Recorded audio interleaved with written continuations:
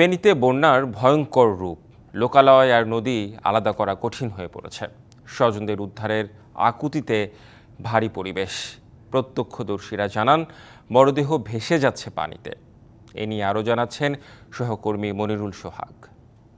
ফেনী সদর থেকে আমরা ছাগলনাইয়ের দিকে যাচ্ছি এবং যে পরিস্থিতি সেটি দেখছেন, যে জায়গা থেকে যাচ্ছি এটিকে নদী মনে হলো। এটি মূলত সড়ক, অর্থাৎ ফেনী সদর থেকে ছাগলনাইয়ার সড়ক, এবং এই সড়কের দুই পাশ জুড়ে যে বসতি সবকিছুই কিন্তু ডুবে গিয়েছে। এবং আমরা দেখেছি ফেনী সদর থেকে শুরু করে ছাগলনাইয়া এবং আশপাশের যে সকল উপজেলা রয়েছে, যে গ্রামগুলো রয়েছে, সেখানের অবস্থা কিন্তু এরকমই করুন। এবং এই কয়েকদিন ধরেই কিন্তু এভাবে পানির নিচে তলিয়ে আছে পুরো ফেনী, এবং মানুষ কিন্তু আটকে আছে অনেক জায়গায়।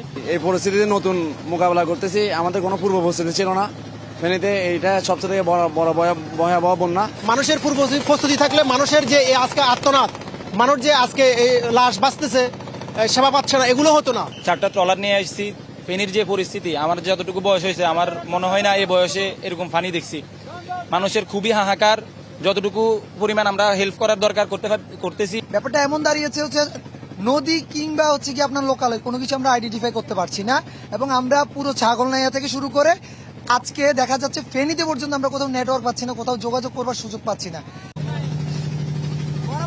যারা স্বজন আটকা পড়ে আছেন বিভিন্ন জায়গায়, তাদেরকে উদ্ধারের যে আকুতি সেটিও কিন্তু জানিয়েছেন। তবে সশস্ত্র বাহিনী থেকে শুরু করে যারা এখানে কাজ করছেন, তারা কিন্তু আশ্বস্ত করছেন যে সর্বোচ্চ চেষ্টা করা হচ্ছে যাতে কেউ আসলে আটকে পড়ে না থাকে, কোনো প্রাণহানির ঘটনা যাতে না বাড়ে সেই বিষয়ে তারা চেষ্টা করছেন। এবং সবার কাছে খাবার পৌঁছানো কিভাবে যায় সেই বিষয়ে কিন্তু চেষ্টা করছেন তারা। এবং খাবারের বিষয়ে যেটি জানা হচ্ছে, পর্যাপ্ত পরিমাণে কিন্তু ত্রাণ এবং অন্যান্য যে সকল সহায়তা রয়েছে সেগুলো রয়েছে, এবং মানুষের কাছে সেটি পৌঁছে দেয় কিছুটা চ্যালেঞ্জ, যেহেতু পানির স্রোত বেশি। এবং আপনি কিন্তু দেখতে পাচ্ছেন যে এই কয়েকদিন পরেও কিন্তু এখনো পানির তীব্র স্রোত রয়েছে, এবং সেই পানির মধ্যে কিন্তু মানুষের কার্যক্রম দেখছেন। এবং আপনি কিন্তু সশস্ত্র বাহিনীর সদস্য যারা, তাদেরও কার্যক্রম কিন্তু আপনি দেখছেন।